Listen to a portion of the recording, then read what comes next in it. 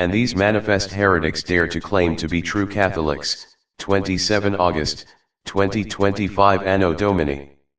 Official publication of the Holy Apostolic See of Rome, in exile, by His Holiness Pope Jacobus I, on the subject of the widely disseminated and fully and deliberately fabricated heretical doctrines of the ipso facto excommunicated heretics, their manifest denial of the theological doctrine of the Church and of the canonical safeguards protecting it, in the only valid 1917 Code of Canon Law, and by the Holy Council of Trent and of the Vatican, as there was only one such council of the Vatican in the history of the Catholic Church, Pope Pius IX, 1869 till 1870 Anno Domini, and the manifest inability of these excommunicated heretics to teach the correct doctrine, as the supernatural assistance of the Holy Ghost is not granted to such servants of the devil and enemies of God and of His true divine institution, Roman Catholic Church, outside of which there is no salvation.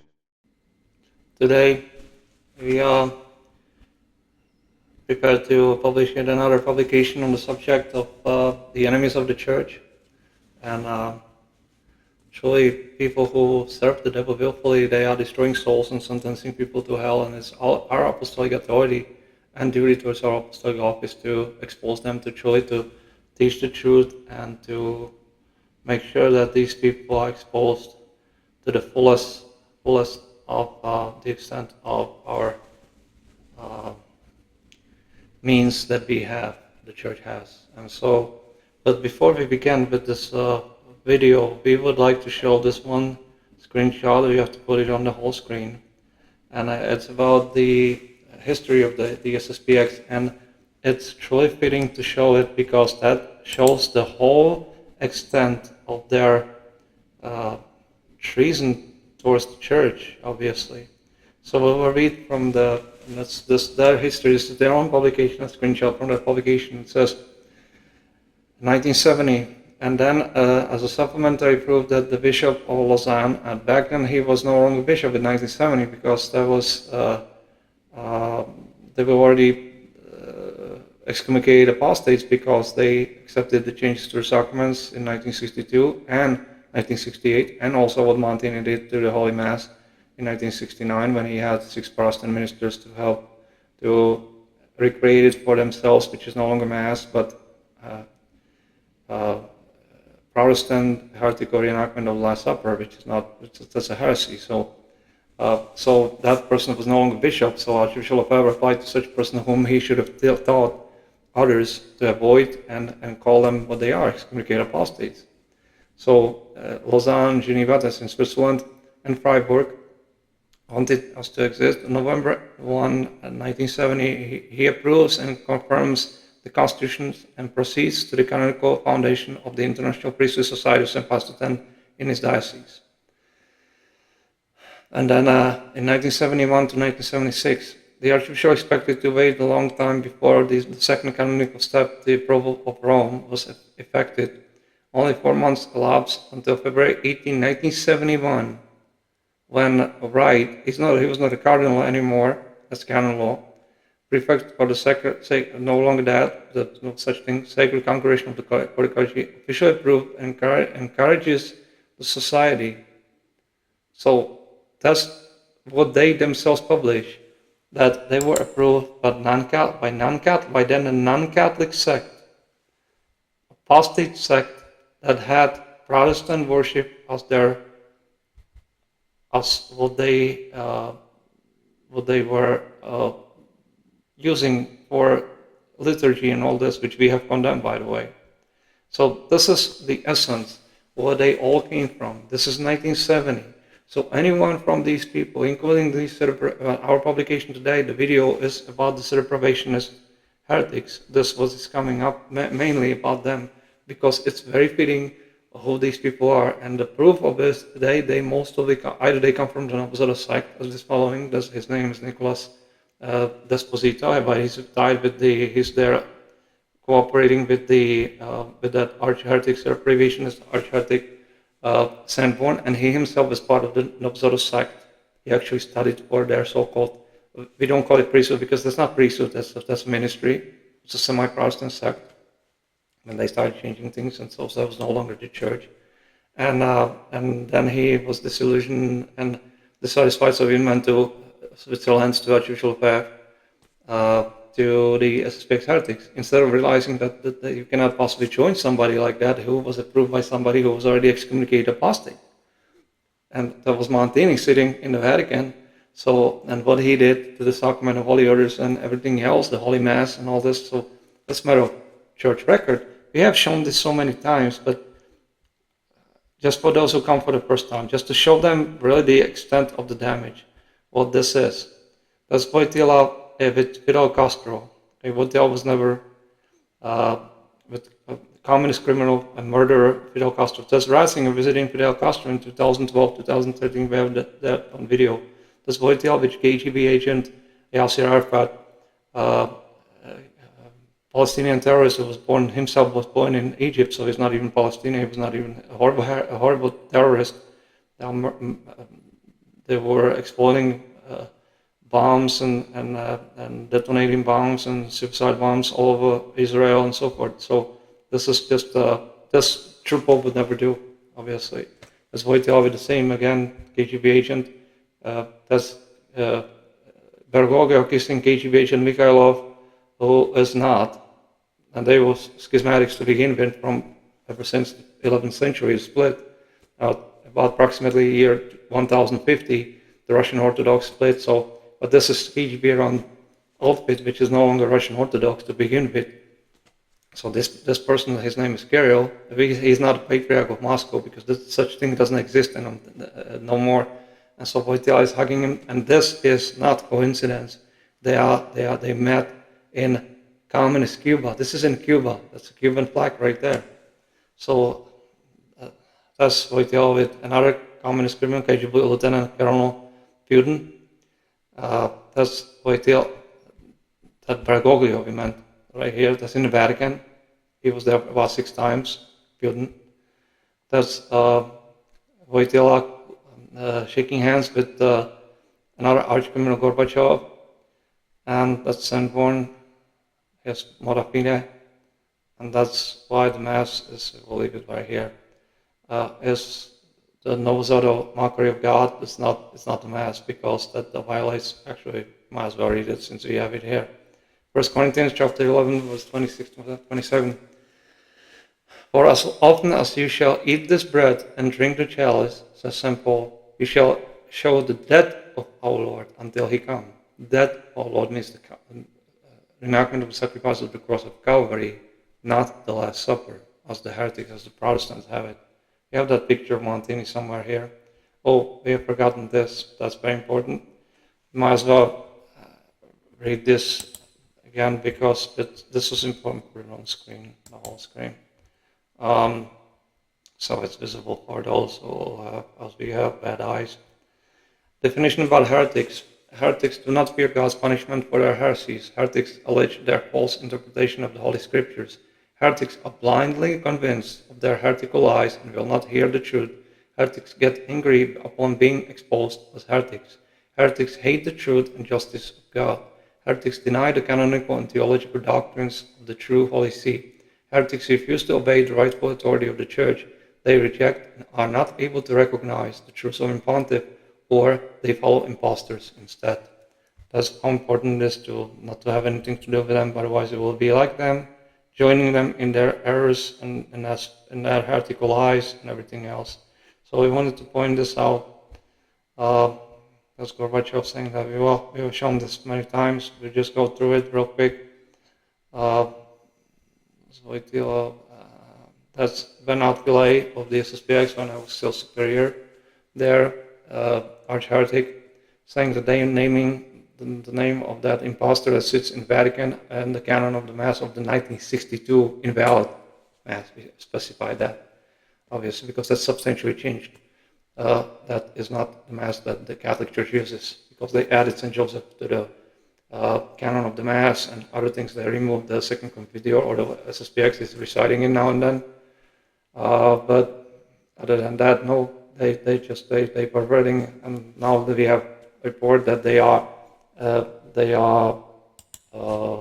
were active in the Vatican during their so-called Jubilee, which is another significant proof that they actually want to become as the Novus Ordo sect, this illegitimate assembly of heretics, obviously. So that's what he says, and the local impostor is not, is Archbishop Lefebvre signing their agreement with the Novus Ordo sect in 1988. So that's his betrayal. He already was heretic and all this. We have difficulty again, as usual, with the live stream, because the devil doesn't want this to be published. So please observe this. This is not coincidental. We have good signal, but it's just that he's slowing down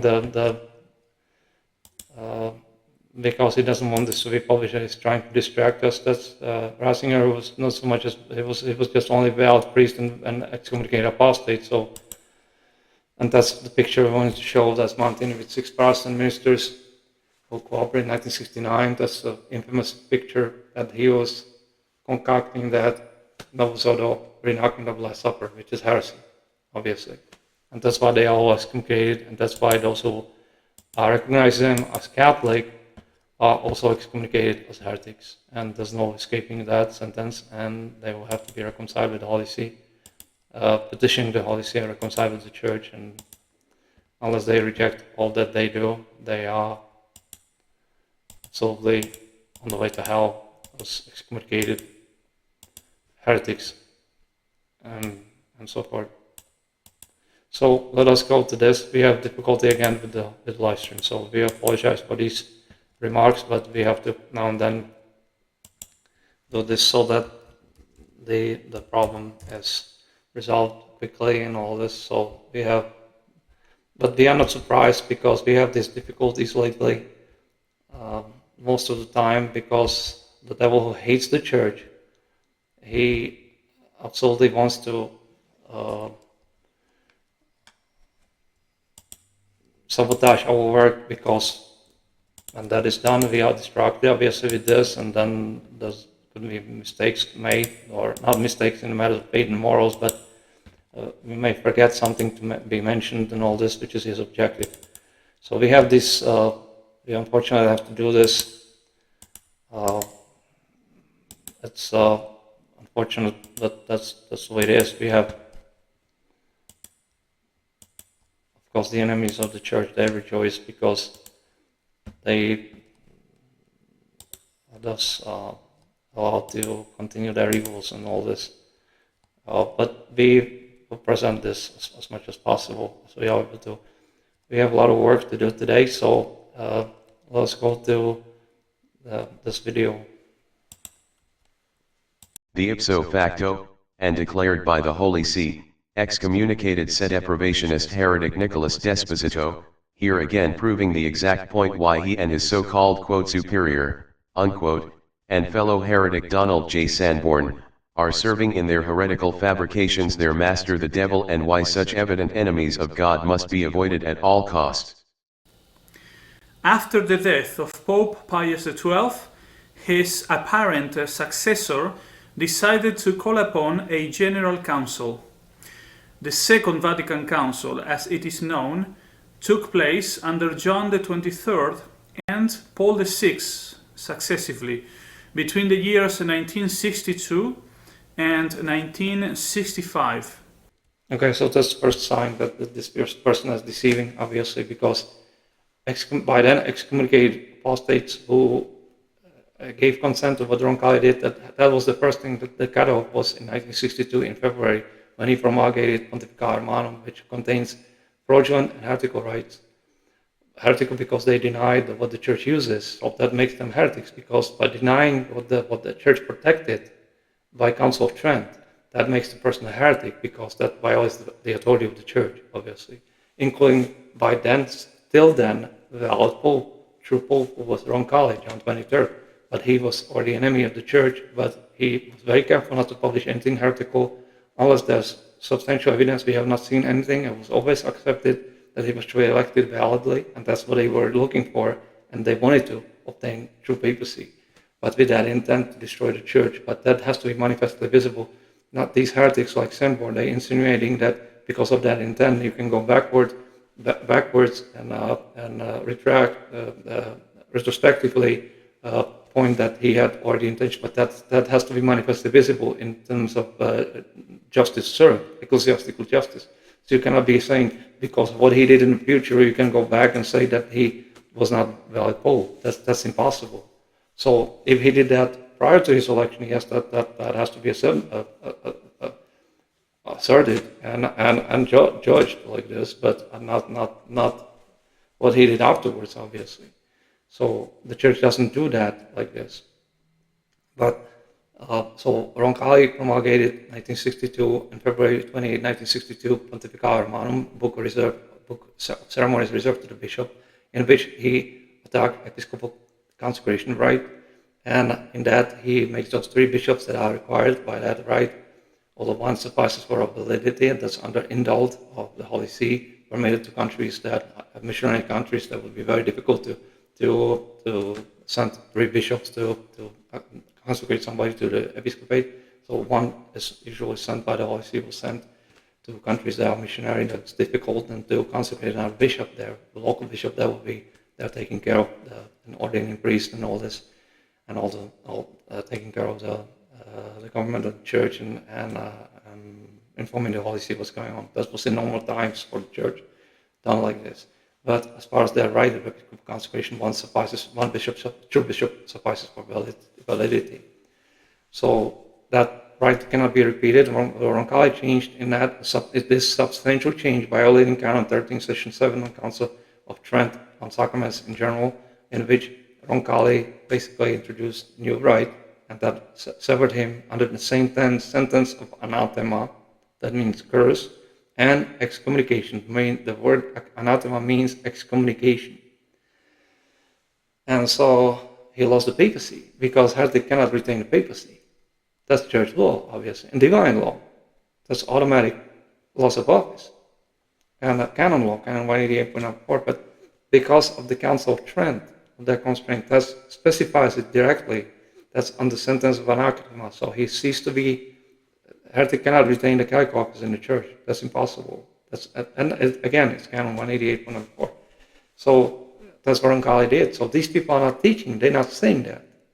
In fact, they're lying and trying to claim that it has to be declared, and it's explicitly the opposite. It does not have to be declared. In the Canon 188, point number 4, it says explicitly in Latin, sine ulla declaratione.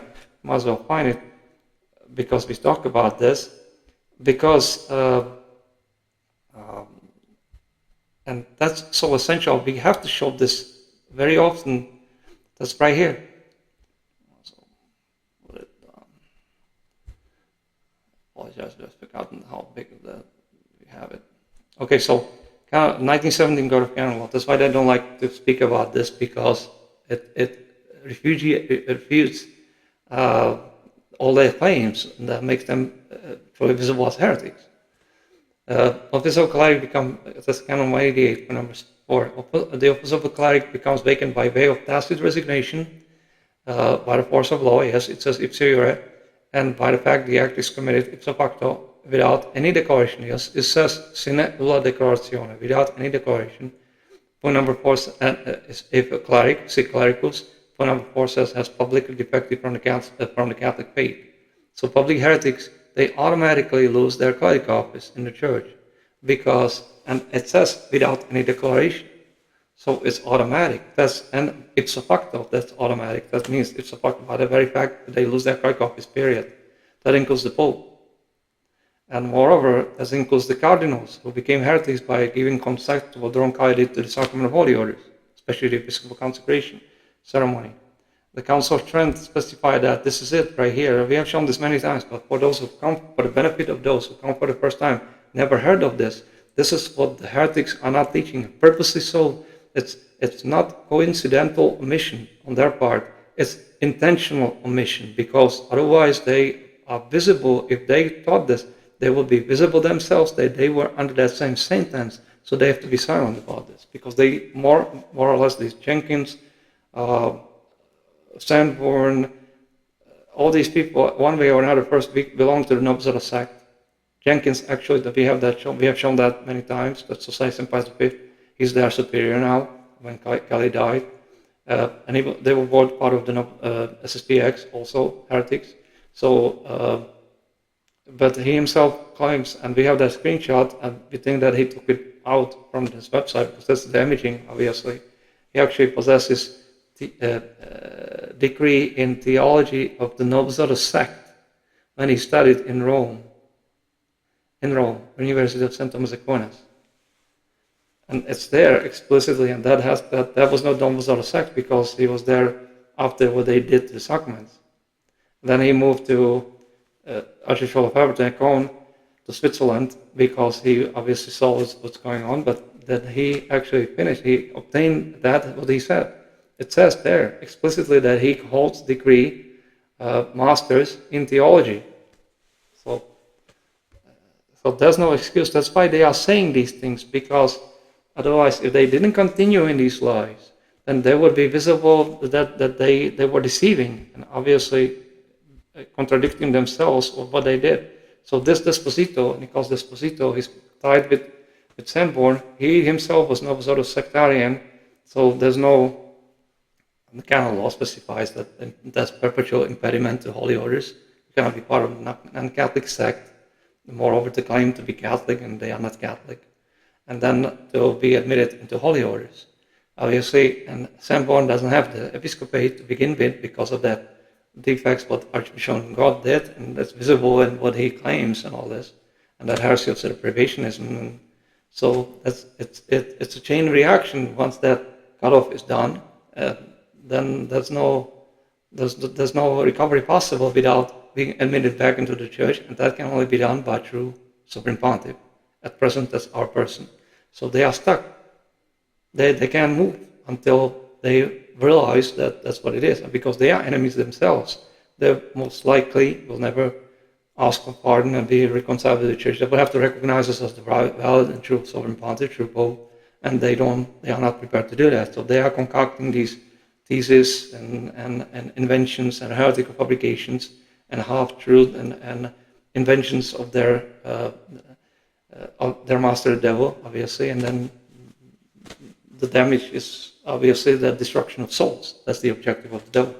So there was only one Vatican Council in the history of the Church. So to answer what he was saying prior to when we stopped it, no, there was no, we call it Second Vatican Gathering of Heretics, because by then they gave consent to what Roncalli did to the sacraments, and that's heretical, obviously. So they gave consent to something that they should have condemned and exposed. That's not possible because it violates the constraints and the protections of the Council of Trent.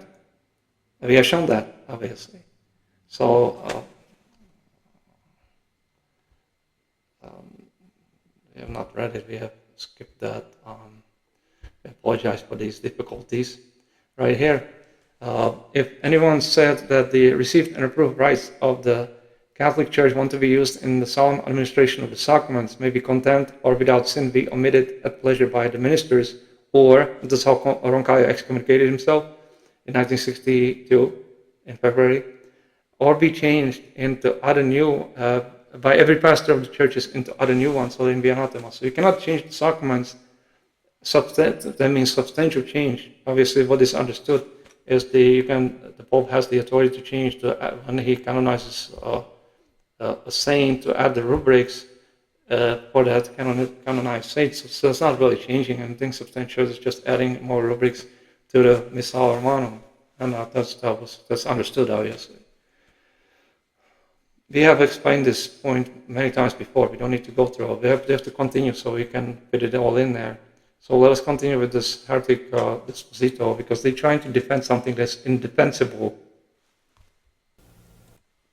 A very respected Dominican theologian, Michel Louis Gerard de Laurier, who before the council had been an enemy of the new theology, and after it an avid opponent of the Vatican II revolution, being the author, for example, of the famous short critical study on the New Mass, came up with an explanation that takes into consideration both realities. His analysis is known as the thesis of Cassiciacum, or the material formal thesis.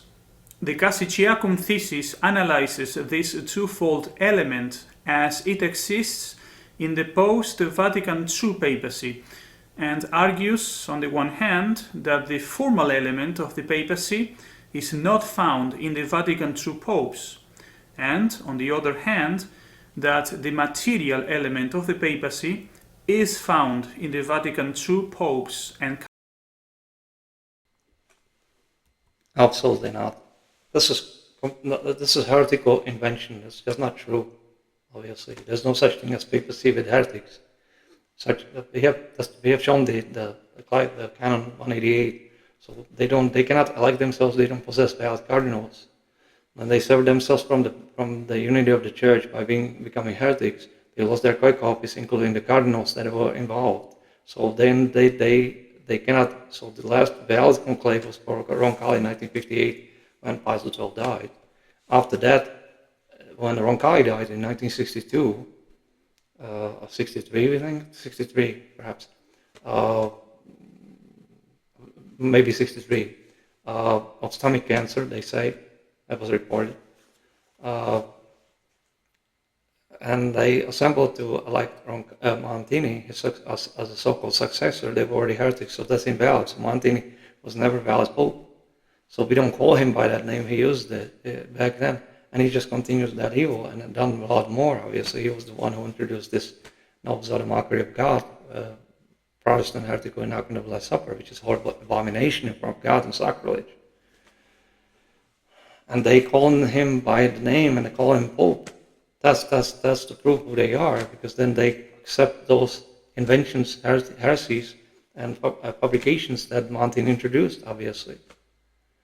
So that's how we recognize that these people are enemies of the church. So yeah, there's no way around it, except now they are outside the church, obviously. Cardinals. So this is Canon 188 for number 4, the Canon 2314, 1917 Code of Canon Law. This is the commentary on it. We have forgotten what we have prepared this video, so we have forgotten that those screenshots. It's kind of always done by difficulty. So it says the crime of apostasy, heresy, and schism. This is for 1918 Anno Domini commentary on the 1917 Code of Canon Law. That was mainly the work of St. Pius X, our predecessor of blessed memory, but it was promulgated by his successor Benedict XV. And so this is the commentary from 1918 of canonist Dom Charles Augustine Bachoven. He was professor of canon law first in Rome, then he, after World War I broke out, he returned to the United States. It's very valuable to us because we don't have any other commentaries, and it's very hard for us to obtain books and all this. So this is very fitting because it's translated into English. So it's very, very useful. And he was there, he was knowledgeable about what the church always understood by the canon law. The crime of apostasy, heresy, and schism must be externally manifested either in words, writings, or acts which betray defection from the Christian church, denial of some article of faith, or separation from the unity of the church, and so forth. And the censure inflicted is excommunication incurred ipso facto. It's Canon 2314, 1917 Code of Canon Law. Incurred ipso facto, which per se requires not even a declaratory sentence. So every time you hear from these heretics, and they say, "Oh, it has to be declared, otherwise that's complete demagoguery, lie, heretical lie." This is the proof from the church, obviously. And heretics cannot retain clerical offices in the church. Period. So they cannot exercise. Heretics are excommunicated because they don't practice the Catholic faith. It has to be manifest. Has to be manifest, which has to be public. And so that's evident. But if it's done public, they lose automatically membership and automatically the clerical office. So this Novus Ordo sect does not retain any clerical. They never had any clerical offices in the church because many of them, except those who were ordained to priesthood, say like Ratzinger was in 1950s. So yes, he was true priest, but then he betrayed the church and became a member of the sect. So and started doing evils and all this. He's paying for it in hell. They cannot absolve themselves.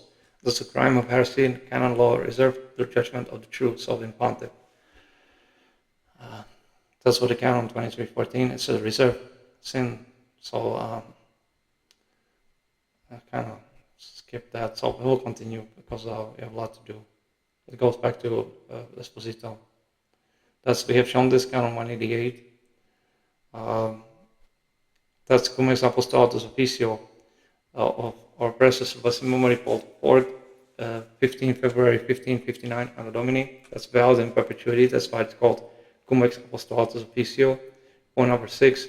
If ever at any time it shall appear that any bishop, even if he be acting as an archbishop, patriarch, or primate, or any cardinal of the aforesaid Roman Church, or as has already been mentioned, any legate, or even the Roman pontiff prior to his promotion or his elevation as cardinal or Roman pontiff, has deviated from the Catholic faith or fallen into some heresy, this from the promotion or elevation, even if it shall have been uncontested and by the unanimous assent of all the cardinals, shall be null, void, and worthless. It shall not be possible for it to acquire validity, nor for it to be said that it has thus acquired validity through the acceptance of the office of consecration of subsequent authority,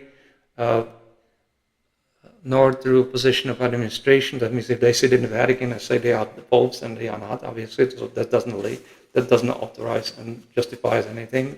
It still remains the same, outside the church and with no office. They don't hold any offices in the church, so including the papacy, they don't have to be papacy. There's no other side.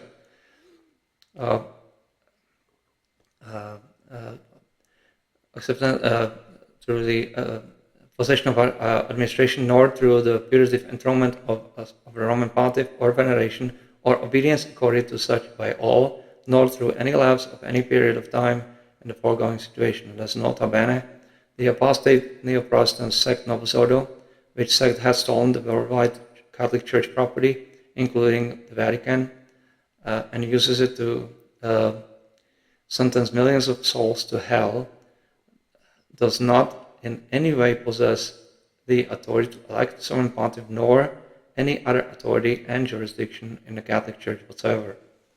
So remember this, because we will speak. These people, this is from Cicada, Antonio Cicada, another Celebricantis heretic, but at least he had the dignity to publish this, which is very fitting, and the pictures, who are not eligible for valid papacy, so among which are heretics and apostates, obviously, and so forth. This is what destroys the sort of preservationist heresy. It's from the Vatican Council. There was, like you said, only one Vatican Council in the history of the Church, 1869 to 1870, Anno Domini Pius IX. If anyone, it's on the top right here, if anyone therefore shall say that Blessed Peter the Apostle was not appointed the Prince of the Apostles by God himself, that is, and the visible head of the whole Church, militant, or that the same directly and immediately received from the same our Lord Jesus Christ, primacy of honor only and not of true and proper jurisdiction, let him be anathema. But that's what they're suggesting with this theory. It violates the Council of the Vatican. This is improper doctrine, and under the sentence of anathema, obviously. And then this is another canon from the same Vatican on the same subject. This is even more striking and destroys the sort of probationist heresy. This touches, by the way, side note, this touches the so-called Society of Pius V, because they are almost on the same footing as these heretics of Sanborn. If then any shall say that the Roman Pontiff has the office merely of inspection or direction and not full and supreme power of jurisdiction, even over the universal church, not only in things which belong to faith and morals, but also in those things which relate to the discipline and government of the church spread throughout the world, or assert that he, the sovereign pontiff, possesses merely the principal part and not all the fullness of this supreme power, or that this power which he enjoys is not ordinary and immediate, both over each and all the churches and over each and all the pastors of the faithful, let him be anathema. means cursed, excommunicated. So these people have no excuse. That's condemned by the church beforehand. So that's our saying this, but the Separation heretics, assembled disposito, all formerly of the Novus Apostate sect, denied the canon law and Catholic Church doctrine regarding papacy. The Cassiciacum thesis affirms that even though the power to rule is not found in the Vatican II popes, nevertheless the power to determine the ruler still remains in the official church. The human juridical element of the church. Just to show why this is heresy, what he just said, it is heresy. St. Paul in Ephesians says, one body and one spirit. The church is not divided and cannot be divided into the portion that is of which members are heretics and apostates and so forth, and another portion which are the true Catholics. That's impossible. That's a heresy. That's why we said that these people are heretics. The canon law we cited, 2314, canon 2314, is based on the Holy Scripture. So that's why St. Paul says, Ephesians chapter 4, verse 4 and 5, one body and one spirit. And then he has one Lord, one faith, one baptism. So it's one faith, it's Catholic tradition, and one body, that means one church. And that's it, Church of the Living God. Although St. Paul, the pillar and ground of the church, that's in 1 Timothy, it speaks, St. Paul says that. So there's only one church, the rest are sects and heretics. But this is not something unknown, obviously, but they are subverting this into what their camp of these heretics, servants of Satan, are insinuating and disseminating, obviously, for the devil, their master, because once people start believing this, they fall into the hands of the devil, because that's a heresy. That's why it says one body and one spirit. The spirit, one spirit, that means the Holy Ghost guiding that one body, which means the body, that means the church. And St. Paul uses the term body in another place, saying body, the church, obviously. These people have perverted the terms and the doctrine so badly, but that's why we have addressed this before, but we have to come back now and then because they continue in their evils and continue spreading it. So we have to condemn it, obviously, because that's dumb. And obviously the Servacantism, that's a heresy itself, because if they were correct, denying that there's true sovereign pontiff, as present as our person, then the whole human race would be in the hands of the devil, because there would be no recovery possible, because that's reserved sin. And crime of heresy, apostasy, and schism is reserved under Canon 2314, 1917 Code of Canon Law, specially reserved to the Holy See, the true Holy See, for decision for pardon. So it's not, you cannot just say that you are true Catholics, you stop practicing the faith, that crime of heresy remains, and there's no excuse. So we have to be admitted into the church, and heretics cannot do it, because they themselves are excommunicated, and they cannot pardon you because that's done what is called in the external forum, that has to be done through the Holy See, the true Holy See. That means our person. So sedevacantism is heresy. We have testified to that in our other publications. What the Council of the Vatican says on the subject, that's the Blessed Peter has perpetual line of successors, unceasingly, perpetual line of successors. Those who deny it will have be anathema, obviously. So let's go back. And the power of designation, that is the material aspect of the papacy, must necessarily exist today, and it is indeed present in the current hierarchy. First, no canonical. Another heresy. People who are by canon law, that's why these people do not touch canon law, the 1917 code, do not touch, because that destroys the whole idea, the whole opinion, false doctrine that they're spreading, the heretical falsehood. And so it says explicitly that we have shown this so many times. This is unbelievable that they actually have the audacity to call themselves Catholic.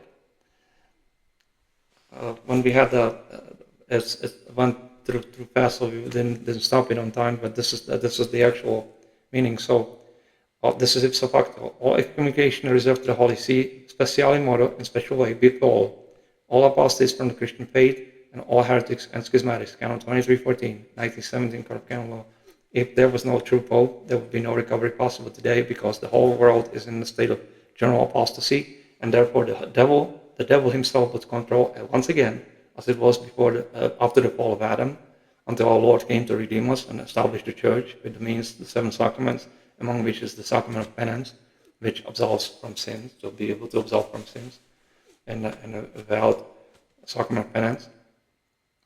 There has to be true priest with the faculty that to be able to absolve, obviously. So for this, that priest would have to have the faculty from the Holy See, which we have not granted to anyone, obviously, and they are all excommunicated heretics, and they are not priests because where they come from, how they have perverted these rights of episcopal consecration and ordination, priestly ordination, and so forth. And what Mass they say, that's the defect of intention during their ordination, because you cannot be ordaining people to priesthood who say the wrong Mass. That is not approved by the Church. We speak about the 1962 fraudulent Missa Romanum, but Roncalitas, another work of Roncalli, obviously. That's the case of the SSPX heretics and what other things they added in there, and that fluctuating and all this.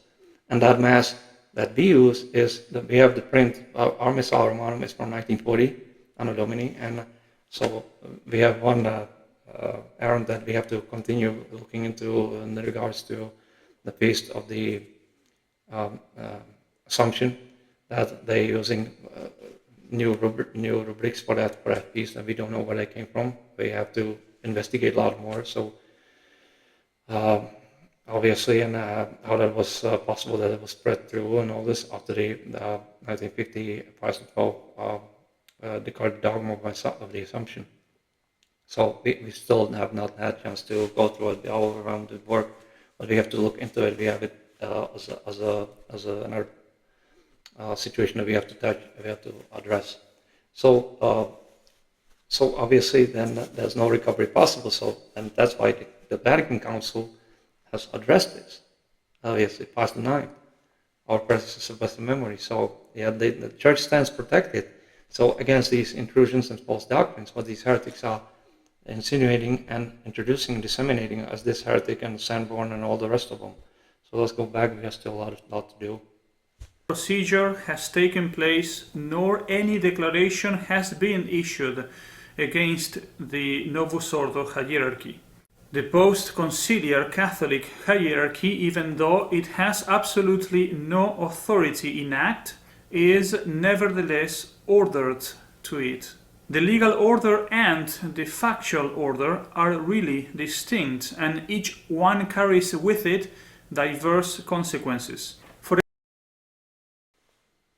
We have just cited the canon law. We've cited what the Vatican Council says about this in regards to papacy. So no, it's not separated. Heretics lose their high offices automatically because they become heretics. That's canon law. So this is invention. This is absolutely fabricated a lie, heretical demagoguery that these people will pay for. And so to follow them in it, you are excommunicated, obviously. Those who espouse this horrible heresy of pseudo-pervationism. Non-Catholic sect does not have authority like the Pope assemble a valid conclave. That's impossible. And obviously, the devil who has concocted this wants to lure people into that falsehood, and keep them in his hands. Obviously, those who accepted it, and so then people just end up paying for it at the end to God, or alternately in hell if they believe it. For example, a non-sentenced heretic is a heretic in the factual order, but according to the Code of Canon Law, the non-sentenced heretic thus retain jurisdiction. It is only after the legal declaration of his heresy, that is, after establishing his legal pertinacity, that the ecclesiastical acts of the heretic become invalid.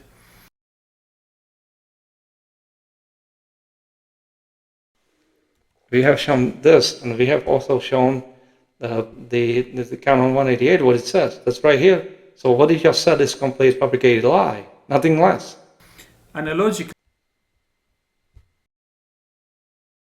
the current hierarchy enjoys a legal status which can only be removed by a legal process.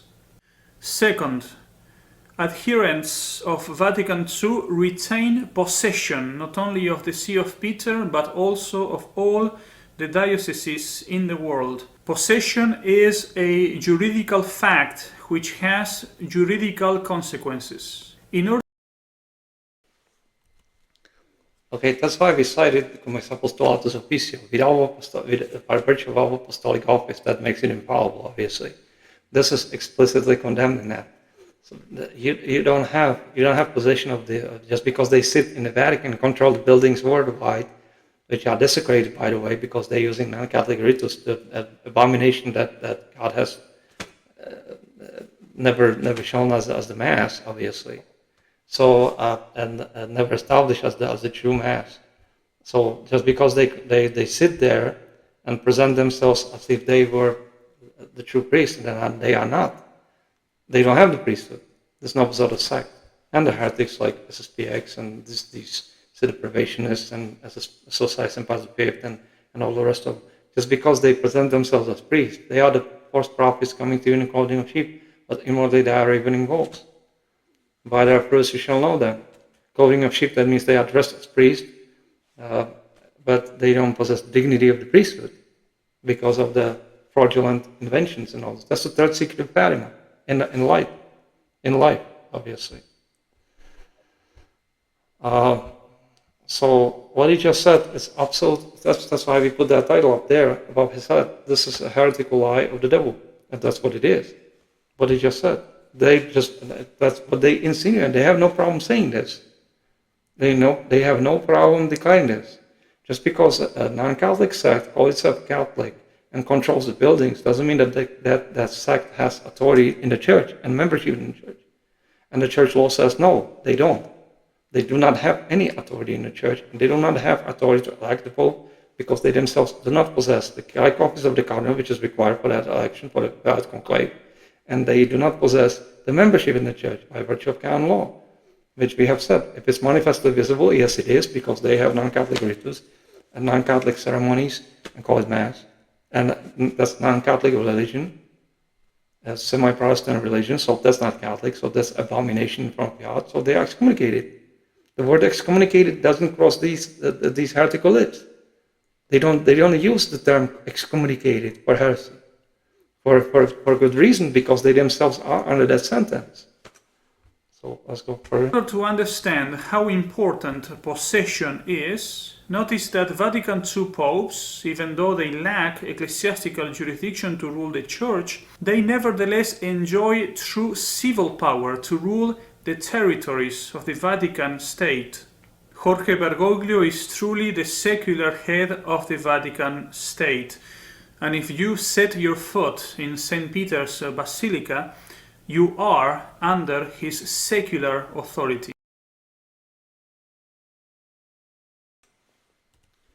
That's a complete and fabricated lie, nothing less. So this is anathema on the Sedevacantis heresies. We have published this some time ago in 2024. If anyone said that heretics and apostate sectarians do have authority to validly assemble in valid papal conclave and elect a valid pope, and or if anyone said that a heretic or apostate sectarian can be validly elected by heretics or apostate sectarians to the papacy, as they call it, quote, material possession of the office of the pope, unquote, and obtain upon his conversion from heresy and upon his confession and absolution from this crime and sin of heresy, the fullness of papal power. They don't have authority it has to be true Pope, true Holy See, true Pope, who will absolve them of it. So that's in itself is inadmissible, obviously, because that's reserved by Canon 2314 to the judgment of the Holy See, crime of heresy, apostasy, and schism. So absolution from this crime and sin of heresy, the fullness of, if anyone said that they can obtain the fullness of papal power and the true authority of the Sovereign Pontiff, and that the non-Catholic apostate sect Novus Ordo is in fact in possession of this authority to hold valid papal conclaves, let him be anathema. if anyone dares to say something like this. So obviously we have addressed this. We have skipped a little bit just to point the canons that are addressing this. If anyone said that the members of the laity, even heretics and apostate sectarians claiming to be, quote, Catholic, unquote, by their mere assent or consent can, quote, convalidate, unquote, a papal election, even if the same is attempted by heretics and apostate sectarians, or if anyone said, contrary to Canon 2314, 1917, Code of Canon Law, and contrary to the Apostolic Constitution, cum ex Apostolatus IPSO FACTO 1559, Anno Domini, and contrary to the constraints of the Council of Trent and any other improper doctrine of the Church, by which even a valid pope can be excommunicated and lose his papal office by contradicting its canons and decrees, as did happen to John 23rd Roncai in 1962 Anno Domini. So that if anyone said that such an attempt of heretics or apostate sectarians to hold people conclave, that solely by this fact their attempted election is presumed valid until the contrary is juridically proven and or established, let it be anathema. It's invalid from the beginning. Obviously, they don't have authority to assemble validly in a conclave, period. Why? Because they don't hold the office of the cardinals, and they are not members of the Catholic Church as heretics or apostate sectarians. That's how simple it is. Canon law sets it, and that's it. So, since these people are claiming otherwise, they're insinuating these kind of things. SSPX heretics, they are even worse in this. They are go there and submit themselves under their non-existent authority of this noble sort of sect. The Society of St. Pius V, the heretics surrounded by around Jenkins, that's like halfway between sort of occultism and SSPX. So it's more or less like this sort of privationism. Obviously, they're saying basically the same thing as has to be declared. It doesn't have to be declared. By whom? Who will declare it? If they say that there's no one left, basically, who will declare it? Heretics cannot declare anything in the church, period. And moreover, this belongs to the Holy See to decide, because it's our jurisdiction to decide upon the conversion of these heretics and their renouncement of the. It's for us the church, obviously, as the supreme judge of the church, in the ecclesiastical sense, as the ecclesiastical judge and authority of the church. So it is vested by the canon law it's part of our office and our duty to decide.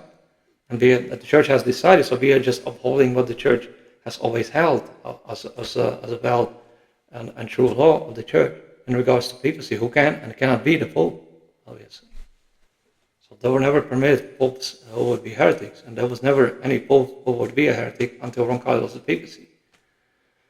So, and that was willful, obviously, but we have explained this in the beginning of our publication today, so there's no need to go through all that.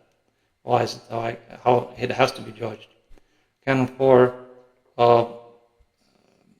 if anyone says contrary to the improbable doctrine of the Vatican Council of Pius IX, 1869 to 1870, Anno Domini, which declares that, quote, Blessed Peter has unceasingly a perpetual line of successors in the primacy of over the universal church, unquote, they do hold that the seat of St. Peter is vacant. If contrary to that, they do hold that the seat of St. Peter is vacant for several decades now, and that contrary to the infinite powers of God and His mercy, and thus contrary to the constraints of Canon 2314, 1917, Code of Canon Law, which said that the excommunication of all heretics, apostates, and schismatics is reserved speciale modo to the judgment of the true sovereign pontiff, by which, if there was no true pope for decades, God's mercy wouldn't be possible upon sincere conversion of heretics, apostates, and schismatics.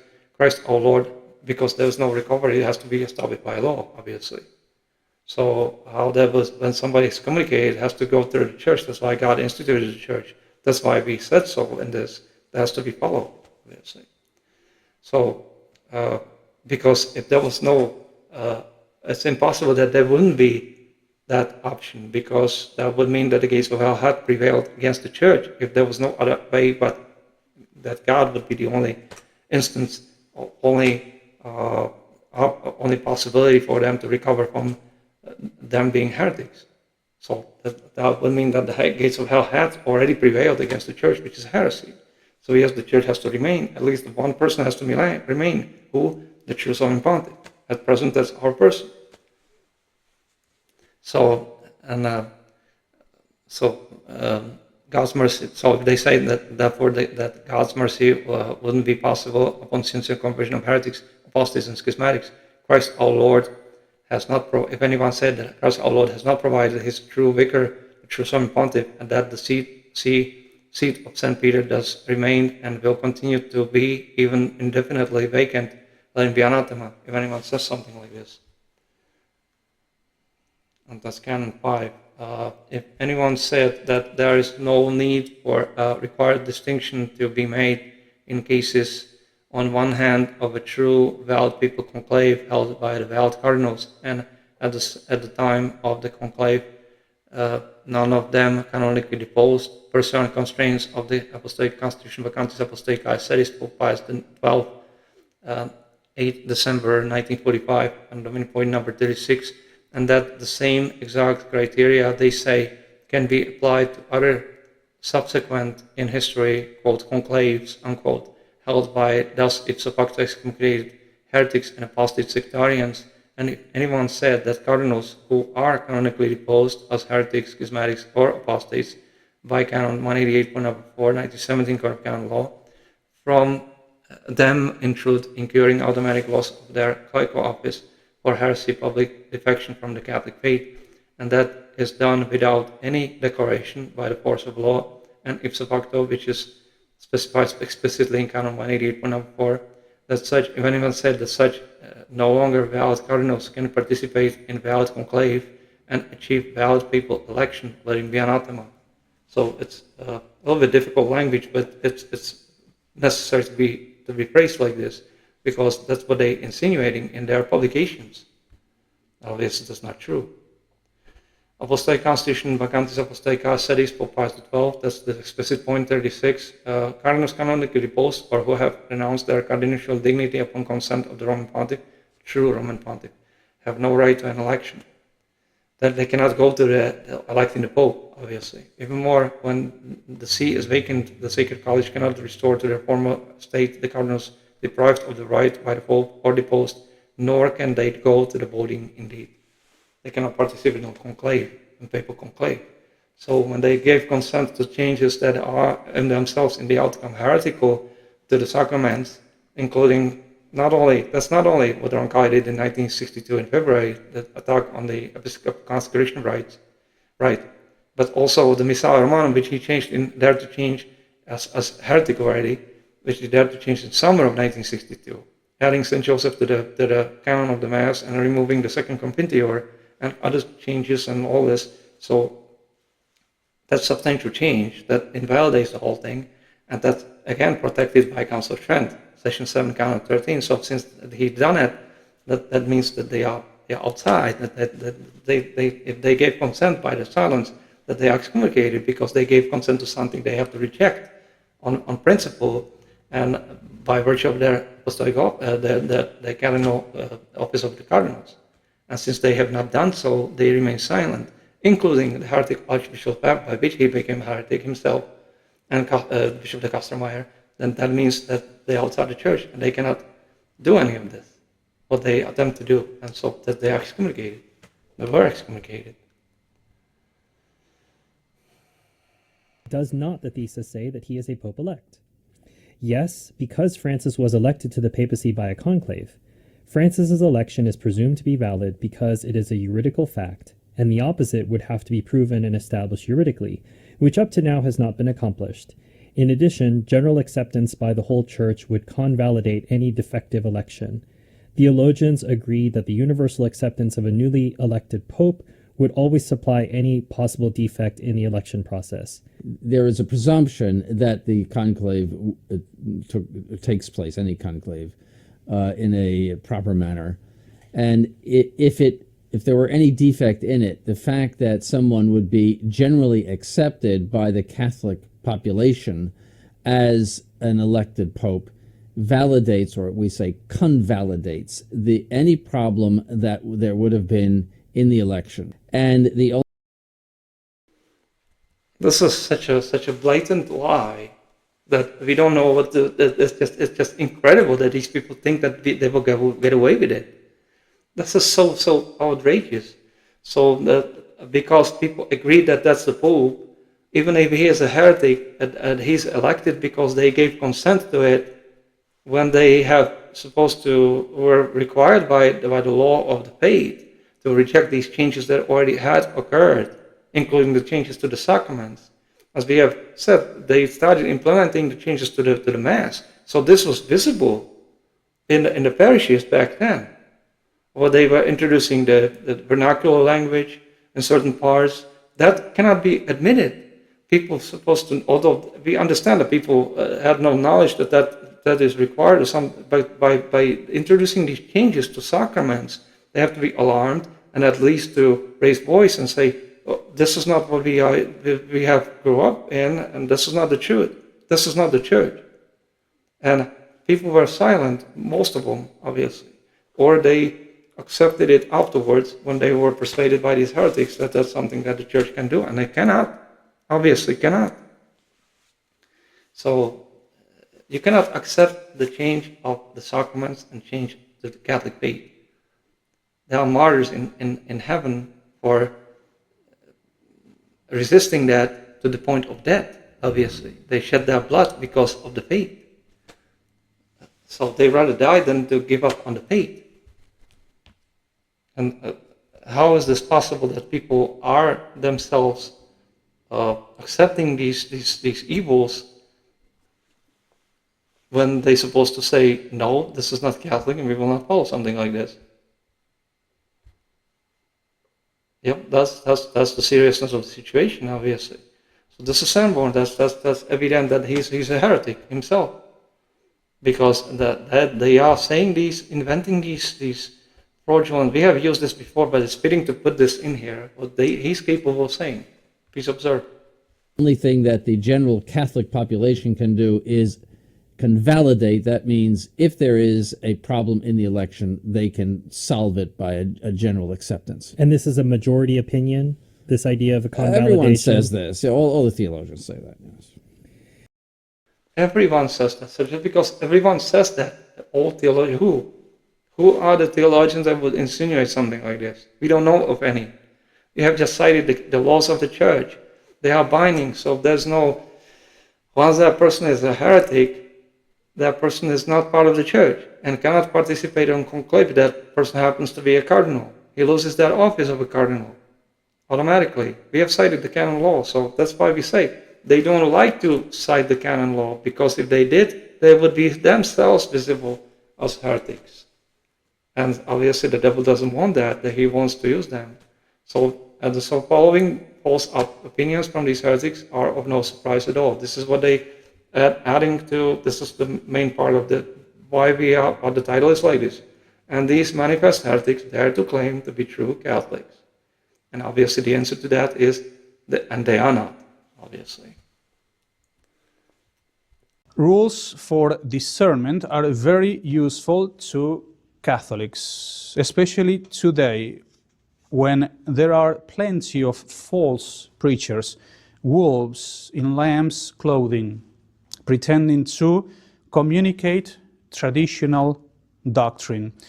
False teachers blaspheme the Church, telling us that in the context of Vatican II, it is the very authority of the Church that promulgates and imposes error, and that it is the Church that must be resisted. The Church is declared anathema by the impostors of our times. But he's not saying that by virtue that they dare to propose something that is false against the faith and destroying the sacraments, such a person becomes automatically outside the church, excommunicated. They are not saying that. This is so visible. Moreover, the defects are visible just to the eye. So he wears the beretta, which he's not supposed to wear during the Mass, not even during the sermon. The priest comes with it and with the holy vessels, the chalice and the rest of it comes to set it up on the altar. And he's got some kind of projection. Let's set it aside. That it's done somewhere where they do it as an improvised place. So, and it doesn't even show that the actual so-called altar, so that's another thing. But he doesn't have the chasuble correct. The chasuble has to have two lines, illustrating those two lines, illustrate the pillar that to which Christ our Lord was chained prior to his walking with the cross on his back to the Calvary and carrying the cross. And so that's why the cross is on the back of the chasuble, which these oftentimes they don't have it. So he's got something else, some kind of flowers, something, and that's not what that chasuble is supposed to look like. So that's how we recognize them. So God testifies to that. This is servant of the Satan, of the devil. And that's why he's saying these things without omitting those things that are essential and that he is required to say. And he's not saying that because he doesn't serve God. And he serves the devil. Yes, the church cannot give us poison, but only what is safe and conducive to eternal salvation. What Catholics must resist today is not the church, but the false shepherds who have usurped the positions of power in the church. We fall into serious error if... Again, this is another problem with the live stream again. So because the devil sees that we are continuing, so again the live stream is slowing down and he's sabotaging our thought process as if we were. So we have difficulties. So that's just that you understand this is important part. So you have to listen carefully what is said here, and it's fluctuating again because the devil doesn't want this to be published and people to pay attention really. So sometimes our page pauses, but the audio we have checked remains. So at least the audio will remain, and we will then publish we are recording it at the same time, so we'll publish it on our platform and so forth. So the church does not, the people who are saying heretical teaching for heretical also are not part of the church. We explained that. So what he's just saying is, he says hierarchy of the church cannot, if they don't belong with the people who do so, they are not the hierarchy of the church. That's essential and fundamental doctrine that needs to be upheld. So he's not saying that. Again, that's what we are. That's just confirmation what we have explained about these heretics. If we fail to make such essential distinctions, our adversaries will say the council was merely pastoral. They try to justify their position, which is to recognize authority in the Vatican II so-called popes. So for them, the church is the ark of salvation only when she defines a new dogma. The rest of the time, the church sinks into the abyss like the Titanic. Let us ask them some straightforward questions.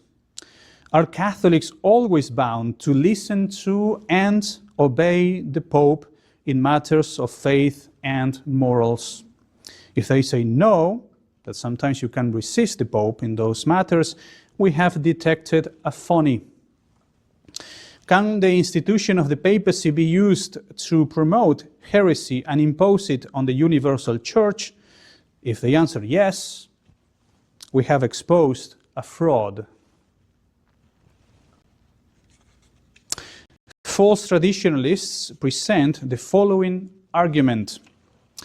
If your dad is a drunk, he's still your dad, but it doesn't mean that you listen to him when he is drunk. That's the extent of their theology. In other words, Vatican II popes are bad dads whose actions are performed under the influence of heresy. A bad pope, they say, is still a pope. Our response is straightforward. If someone claims to be your dad, but does not act as your dad, it is time to do a DNA test. That is that simple. This is so incredible what he's capable of saying. No, such people do not have authority to act the Pope and do not retain their episcopate. He's not saying that. We have demonstrated this. That's the law of the church. And these heretics, they are just absolutely, he compares secular causes and secular instances with that which touches matters of the Catholic faith and Catholic Church divine institution, which is incomparable. You cannot be doing that, period, compared to secular examples, because that's incomparable. This is much higher dignity of the papacy, and it's prevented by divine law. To happen something like this cannot possibly happen, that people would have, who are enemies of the church, would have this kind of authority to select someone who would be in position of obtaining papacy. That's a horrible demagoguery. It's just choice, heretical falsehood, and they have no problem disclosing this. And obviously, then they're capable of producing this kind of false doctrine. But we are not surprised at all today because of the situation in this world, how people are, how they don't want to be truly Catholic, how they're rejecting us and mocking us and everything else. And then we end up with socialist communist society that is openly hostile to the church, and that's the role of this horrible sect of Satan, this noble sect, causing scandals, pedophilia, and this kind of to point to the church as how white devil installed this noble sect to destroy the credibility of the church, at least which that's not possible to be done, but at least to point to the church as the culprit, which is that's a horrible sacrilege if people do so, because Catholic Church is not capable of doing something like this. What this noble sect is doing, the scandals and everything else. So anyone who does to do so will have to answer to God for it, obviously. But what he's saying, that's just incredible. But I'm not surprised at all. That's the devil. In our analogy, the shared DNA between Father and Son is the Catholic faith. The Pope is a spiritual father insofar as he communicates the Catholic faith to his children. It's a matter of authority to elect the Pope. The true Pope would not do something like this Novus Ordo Sect does. But that's not the criteria to establish whether he is or not Pope, but that the election has happened validly. Non-Catholic sect does not have authority to elect the Pope, period, or to have any kind of authority to elect the Pope, or retain some kind of authority to at least to have position where they can become Pope. That's not just, it doesn't exist, and the Church never had and never will. And so then, since there's no more true cardinals, Novus Ordo Sect, this apostate semi-Protestant sect, does not have valid cardinals at all. There are no cardinals in that sect because they don't retain the clerical office, and they never had that clerical office in the first place. And cardinals are named by true Pope. They never had the papacy.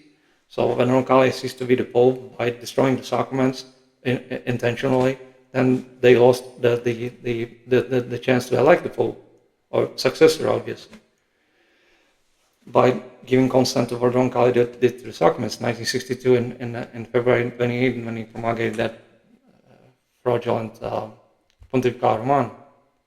And we explained that. And so then there's no open door for any such false doctrine. It's not possible. So no, they just lack authority, completely lack authority to do anything in the church, period. That's outside, they're outside, excommunicated, out, period. No clerical is possible. And they will not be admitted until they give it up, they renounce it, and only as laymen, not some kind of clerical office, period. We don't allow such people who are sentencing people to hell to obtain clerical office of not so much as deacon or monks, unless there was some holiness involved and some true conversion that was done by God. That's probably the only, and that would be very rare and almost impossible, but not impossible for God, obviously, but almost, if someone converted from that sect, that would be very rare. If we retain priesthood, we would be very careful not. At this point, it's not possible at this point, because we don't see anyone like that, obviously. And from these heretical assemblies, it's just outrageous to think.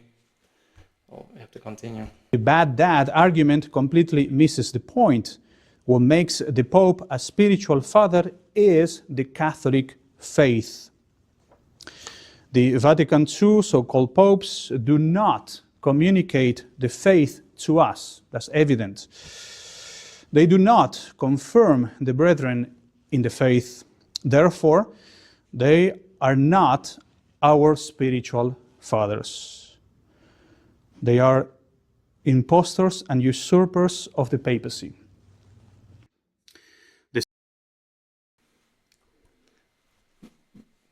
They do not have authority to elect to any canonical office that's is electable in the church, because they themselves are excommunicated by the very fact they don't practice the Catholic faith. They do not belong with the Catholic Church, and they do not hold any canonical office in the church. That's how it must be said. He's saying something else. He's saying because they don't have the intention and they don't possess the faith, that's why they are impostors. That's not what the church law says. That's not explaining in accordance with the church law. They do not have any authority. They also lack any authority in the church because they are not members of the Catholic Church. They are excommunicated apostates. It's a non-Catholic, semi-Protestant apostate sect that has no authority whatsoever and no membership in the Catholic Church. They don't belong with the Roman Catholic Church divine institution, period. And if he says something else or something less than that, that he's a heretic himself, because that's explicit denial of the constraints the church possesses in matters of valid papacy, papal elections, papal conclaves, and so forth, and canonical office, obviously. We have already explained this. So this point is very important. Please observe. We are very short on time, but we'll try to fit it in. Please observe what he says, the following. Second lesson is that faith without good works profits nothing. Our victory against modernism and against the Novus Ordo religion is dependent upon our fidelity to God's grace. If we want people to see and accept the truth of the faith, we must show them the works that spring from the true faith. So what he says is fidelity to God's grace. We wanted to address this term. True priests would never say it this way, because that involves what is called presumption. It's that you possess the divine grace automatically from God, obviously, but that's impossible to be said like this. That's called presumption, sin of presumption, because you cannot be saying that as it is. The word fidelity, the term fidelity, means that grace has been obtained, which you have no way of knowing, that what you have obtained, God will supply the grace, but according to it's gratuitous, and it's a gift of God that has to be acknowledged in the sense of being grateful to God for his mercy and so forth. But to say it this way, that is involving what he said, fidelity to God's grace, fidelity to divine grace. Because fidelity, that means that you already, that's presumed that you already possess it, because fidelity, to be faithful to something, means that you possess something that you are faithful to. So obviously that cannot be said this way, because that is involving sin of presumption. But that's why the title is like this. And these manifest heretics dare to claim to be true Catholics, because he's not making, so the way to say it correctly is to say that we maintain the trust in God's grace. That means trust. That means when God gives it, then we trust that it will help us, and we will cooperate with this properly according to his grace that he will give us, if he gives us that grace. But not fidelity. Fidelity means that we possess it, acknowledgement that we possess it, something that we hold already. That cannot be said this way. Now, they will address this perhaps in the sense of when St. Paul says, the grace that is given to me, that's in one of his epistles, but according to the grace given to me, St. Paul knew that by divine revelation, and also by that which God promised him directly, by the divine revelation, and how he was able to put it in practice, what he wrote, which is part of the Holy Scripture, obviously. So that's completely different matter, and absolutely elevated. So when that soul is elevated to a state of what is called mystical theology, like by revelation, by rapture, by elevation of the soul to the level of God. That means the highest way that the human soul can obtain, which is 4 days of heaven in this life. Then it has to be true Catholic instead of sanctifying grace, complete saint in the life. And God is the one who grants it. We cannot obtain it ourselves by our endeavor.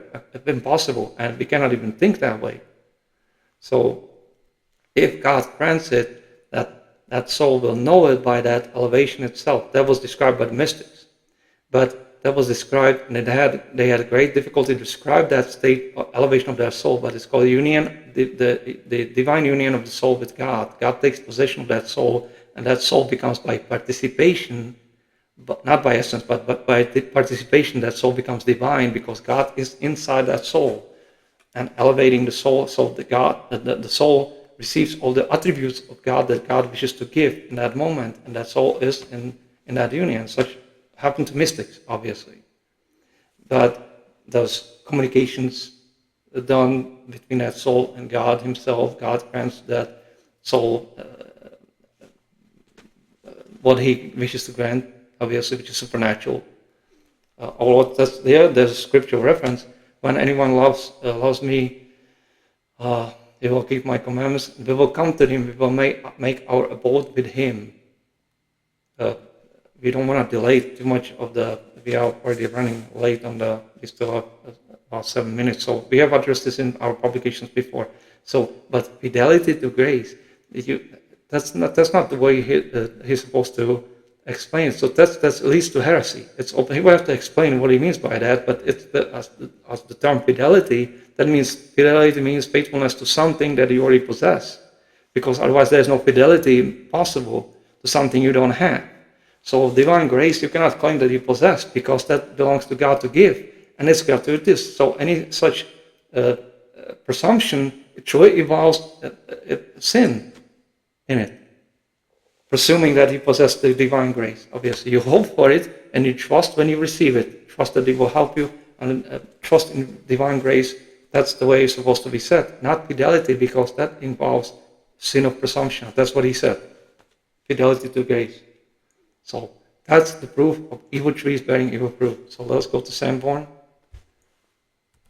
And now comes the said deprivationist arch-heretic Donald J. Sanborn, and his usual heretical lies and denials of the canonical protections the Holy Mother Roman Catholic Church has, to prevent any heretics to remain in her bosom and to possess any clerical office nor authority whatsoever. Avoid these and any other such like heretics, servants of Satan. Jimmy Hunjin for £10. Does His Excellency have many memories of the apostolic visitation to Akon in the 1970s? Were these men handpicked by Montini? Yes, I was interviewed by them. I think it was early 1974, as I recall. 1974, and he submitted himself to being interviewed by people who already excommunicated apostates, because they had the Protestant heretical doctrine of the Last Supper.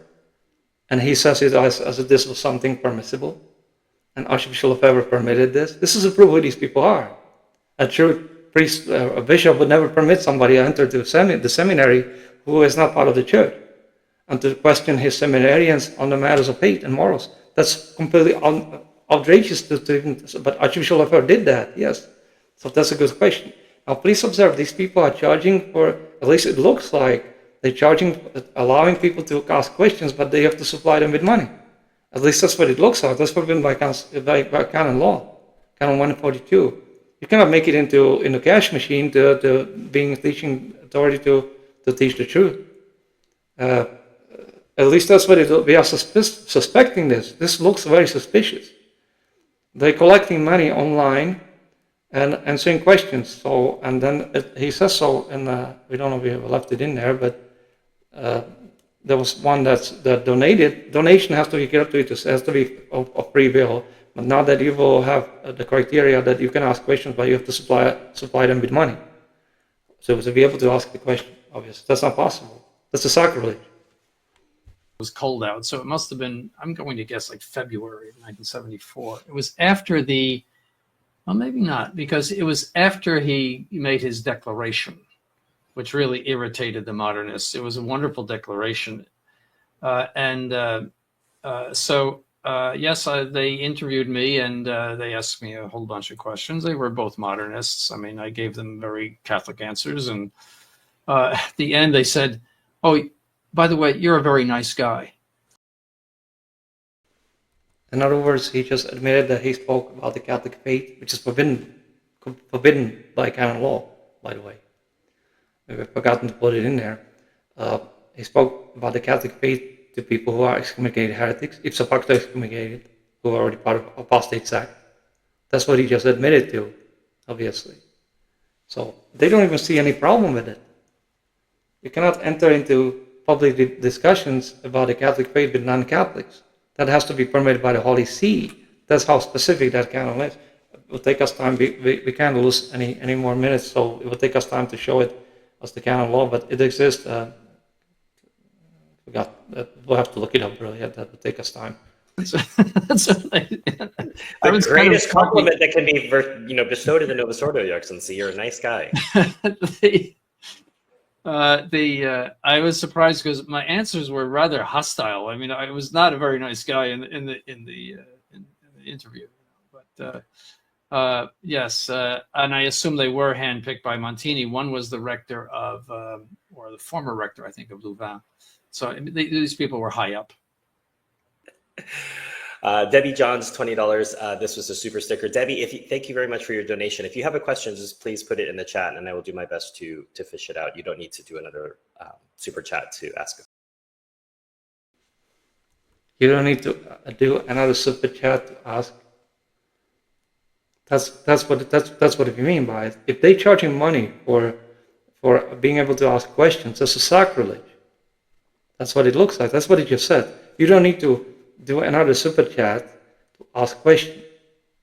So that sounds like they are charging money, and they don't answer questions of people who don't supply them with donations. That's a sacrilege. That using the church, or is pretended church authority teaching that you cannot be using it to collect donations like this. That's what Luther was objecting to. Back then he was wrong, because that was donations, and upon that donation, the Pope granted them, because they were such donors that helped to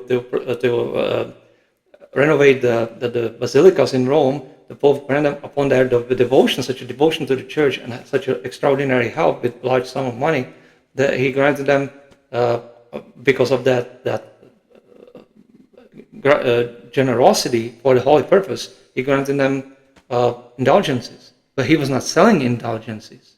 He didn't make it as a criteria for them to obtain it, to donate large sum, because they donated the large sum of money for that holy purpose of renovating the churches in Rome. He granted them upon as a reward indulgences for that. So that's obviously, and he explained that to Pope back then. So, but Luther took it out of context and purposely sought to attack the church, and started saying that he's selling. In this case, if this is what we see right here, if that's the correct assessment of what he has done, the Luther would be correct in this. And of course, these are heretics and outside the church. But this is sacrilege. So if Sanborn is selling answers for money online in these live streams or whatever publications, and that's in itself as visible that he is the enemy of the church, an excommunicated apostate, a heretic. So, but we are not surprised at all. This is a mark of heretics. They all were like this in times past. Question. Pius German, €12. Thank you, Pius. Your Excellency, thank you for doing live streams. What do you make of the SSPX pilgrimage to Rome? So I think that first question, Your Excellency, also has to be annotated that the pilgrimage was recently removed from the official events list. And oh, really? Yes. Where can I go to Mass next to Cologne, Germany? Well, as far as the SSPX pilgrimage, again, it is this idea that we can coexist with modernism, that they can walk into St. Peter's Basilica and big parade, so to speak, and here we are. We want to be part of you. That was the message. You should accept us. And they aspire to be this side chapel of tradition in the modernist cathedral. That is something that's a mixture of religions, which is impossible in Roman Catholicism. I mean, if you look at Archbishop Lefebvre's statements over the years, they are very, very negative about the Novus Ordo, and he. Please watch the pictures next to him. That's him signing, Archbishop Lefebvre signing the agreement with non-Catholic apostate sect, semi-Protestant sect on May 5th, 1988. The devil grant him bishops, people for the episcopate, or some kind of agreement. The devil make the choice of their own, of the heretics, obviously. So how can you be in contact with such people when they're supposed to be called vitandus, excommunicatus vitandus, because they are apostates? They sit in sacrilege in places like the Vatican and claim to be hold the papacy. There was Wojtyla back then, who had already done the Assisi disaster, and so you don't associate, you don't recognize them in authority. You cannot be signing any kind of agreement with such people because you are supposed to teach your faithful that they are excommunicated apostates. That's the proof. So what Semron says right now, he adds afterwards that no, Archbishop Lefebvre was fluctuating in this and all this, but that doesn't absolve him from stating that. So that's why I put that picture in there. You know, he condemned it many times and condemned the new mass and religious liberty, et cetera, Vatican II. We can't live with that stuff. The church is one and its faith is one. It's the first unity of the church is the unity of faith. We cannot share a church with these people. So the very idea that they are, giving their approval to the modernists in Rome is unacceptable. But what really puts the icing on the cake is. But he, as a heretic, grants the non-Catholic sect the ability to elect election to the position in which that's his words. That's the thesis that they hold. Ability to elect a person to their member to position in which he could accept the papacy, which is heretical demagoguery. So he's the same thing. As they are all in it in the same way. And of course, the sentence of excommunication is appropriate, obviously, and it is standing and inflicted and is manifestly visible. That's manifest heresy. Self-revelation is heresy, and we have condemned it. We have done so. We have read the canons. That the LGBTQ people are going to make the same procession on the list as well as they were on the list in September or October, I think, in the next few months, and that says it all. I mean, what else is there to say? I mean, dare we watch the video coverage of such a procession? The SSPX were quietly removed. I think the Catholic Herald led that story, but a few days ago it was noticed that they were officially, quietly removed. No fanfare about it. So I don't think they'll be talking about that anytime soon. I mean, they will have to accept Vatican II the way the modernists want them to, and they'll have to accept the new mass the way the modernists want them to. Otherwise, there's no hope for them. And I think they would be much better off by giving up hope and going back to the old way, and that is to be opposed to modernism fair and square. In other words, to just condemn it. They have not been vocal about it for 20 years. And they should, Archbishop Lefebvre was always attacking it. It's a failed, a failed endeavor. This is such a blatant, misleading demagoguery from this heretic that it just boils the blood, really. The layman, he holds him to it, obviously, that Archbishop Lefebvre was not like this. No. Archbishop Lefebvre was, that's why we showed that picture. That's a horrible betrayal of the church, obviously. But that betrayal was done long before that, 16 years before. He was present in that Second Vatican Gathering of Heretics after what Roncalli did to the Sacrament of Holy Orders, Episcopal consecration. So instead of saying since then, no, Roncalli was the papacy, that's Council of Trent, and the canon and all this, Canon 13, Session 7, and on sacraments in general, and that you cannot introduce new race of sacraments, otherwise you are anathema, that means cursed and excommunicated. And so you cannot propose it to the church and hold the copies of the Pope. That's impossible. But that's what Roncalli did. We explained this. So they not one of them says it correctly. So then it follows from this, it will be included there. What Samuel says at the end, please observe what he says. Still have about 2.5 minutes. So this is the clincher, really, what he says. Please observe. I would say, despite their numbers, but it's failed because they are not doing what the church needs to be done. Might it not be said, Your Excellency, though, that this is following in the footsteps of a man who pleaded for the experiment of tradition to be allowed to continue? Yes, that's the other side of Archbishop Lefebvre. When the weather was good in Rome, then he was soft, and then concessions were made. He stopped doing confirmations in France, conditional confirmations in France, because he didn't want to irritate the Vatican.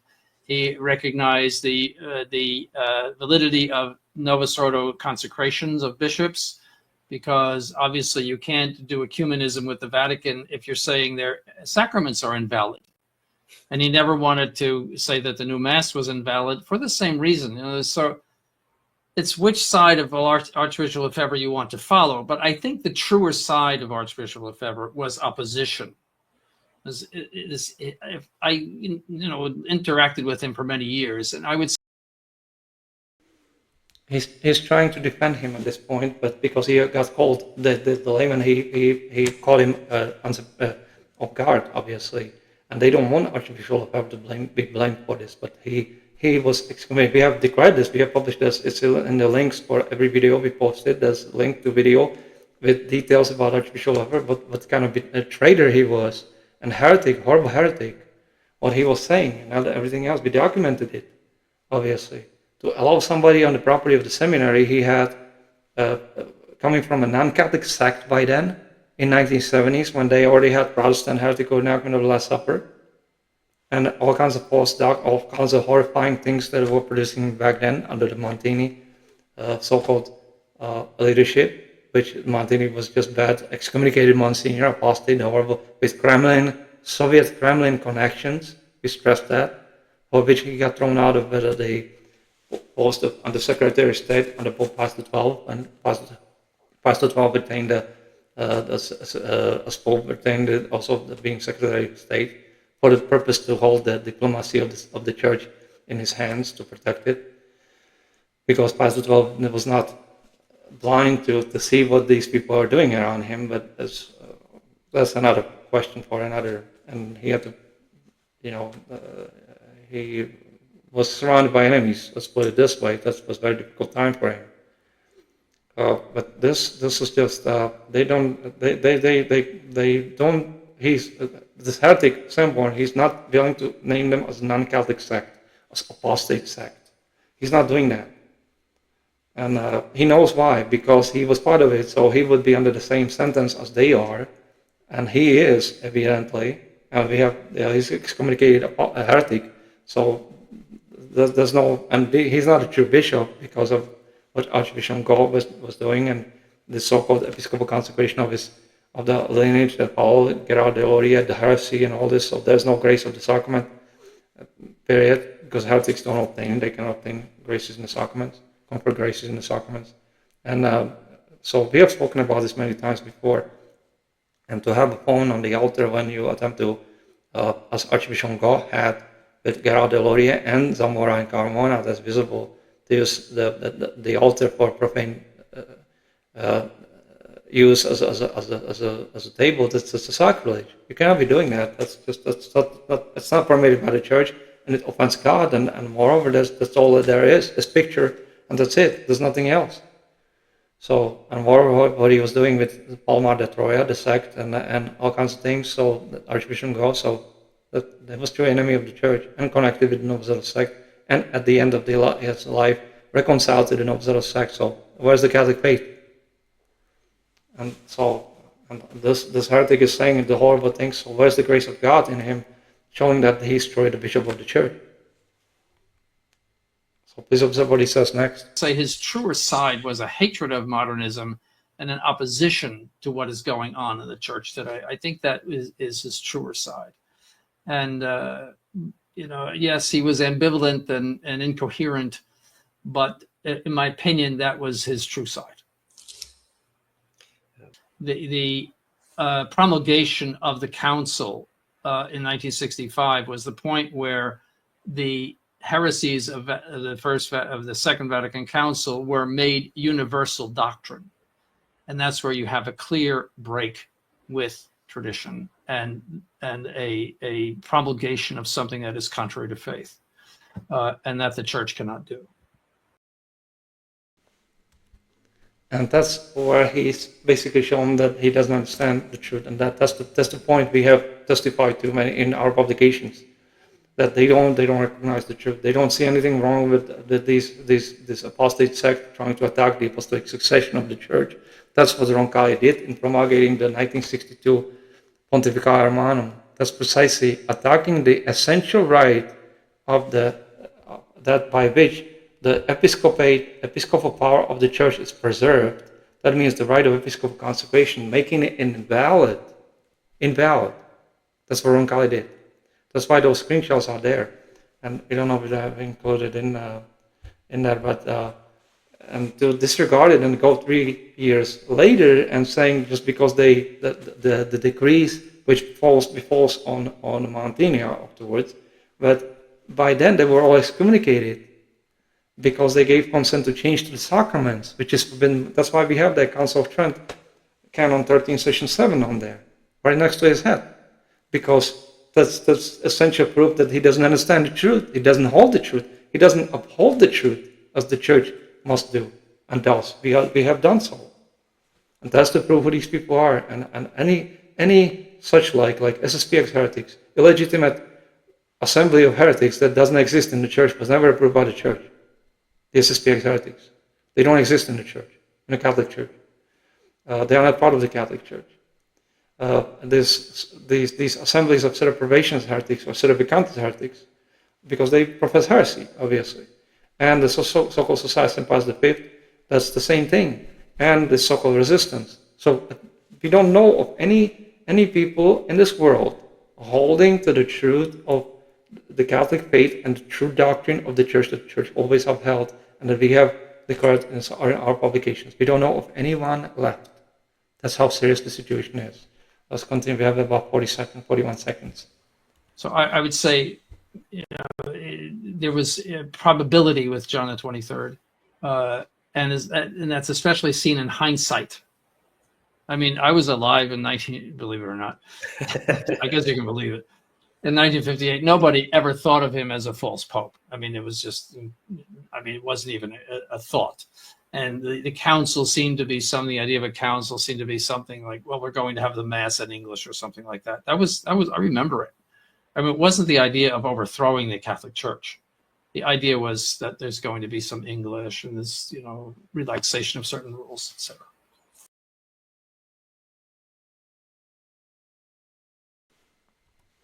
So this is a very sad situation today, a very tragic situation for the church. We will finish this because we are almost out of time, and it's a very long publication again. So, but we had to go through all this. We were preparing it for quite some time and so forth. So it's essential to understand. Yes, the SSPX heretics were just getting closer and closer to this novice sect. They're becoming more and more like them. And these people, these heretics, are echoing their displeasure in this and all this that the sect is introduced and all this. But at the end, the church continues. But obviously, these people, they don't have the intention to continue the church. The only intention they have, truly, is to destroy the church and serve the devil in the process, obviously. So they are servants of the devil, nothing less. And that's why they have to be dealt with, and that's why they are truly excommunicated as apostate, the Novus Ordo sect, apostate sectarians, or these assemblies, illegitimate assemblies of heretics, they excommunicate as heretics. And there's no recovery possible without them acknowledging abjuring their heresies and being reconciled with the church through this true Holy Apostolic See of Rome in our exile and by our decision as a vice control sovereign pontiff. We have been asked lately certain questions that we don't like to revert to people who are not members of the church because we don't know who they are. They could be enemies of the church collecting data on us. So they are sending us emails now and then addressing how you have become the Pope by divine selection. Obviously, God had to intervene, otherwise there would be a violation of the church law, obviously. But all the details that we know of and that were occurring and all this, we've only disclosed to people who are actually Catholic and who want to help the church to continue and be part of the church, obviously. And those will be the genuine Catholics who will know the church and will understand it. Otherwise, to disclose it to people who are just curious or who are actually enemies collecting data on us, that's not part of the proper procedure that we hold. And what they think of us, we don't have any interest of knowing what they think of us. Our conscience is clear in front of God in the sense of that it was His choice. We have not asked for this office, never desired it. We never, even for long years, didn't know that we have it, obviously. And to obtain our episcopal consecration, we have obtained it by divine help again, continuation of the apostolic succession, and that's all there is. We have explained how we have obtained it through Bernard Pillay and imposition of hands, both hands on top of our heads at the beginning, prior to him attempting to administer sacramental confirmation on us, when we had no knowledge. And what it did to us afterwards is the striking and the supernatural character of that whole transformation of our soul and all what had happened, what zeal we had for defending the church and all this. That's unspeakable. That's truly something that is truly the work of God. We have nothing to do. We had nothing to do with it. And so if people don't understand this, or don't want to understand it, or don't understand the supernatural character of that, how God Himself had to intervene and protect this church, and did intervene and protect this church in our person, then there's nothing to be said. They have to be reconciled with the church, and they espouse any of these heresies that we have exposed and condemned, obviously, then they have to be reconciled the proper way, petitioning the Holy See and abjuring the heresies. And there's a video link in the description of all our publications about how to be reconciled with the church properly. So you watch it, and if God grants you the mercy and grace to address us, so be it. And we pray for it in every Mass for conversion of people, that the church increases, obviously, because we are in very small numbers. Then we will be only happy to help. That will be our duty towards our Lord, our apostolic office. And those who will not change, amend, and convert, then God will leave them to their own misery. And at the end, they will pay to Him in hell if they die in such a state of their soul. That should suffice today.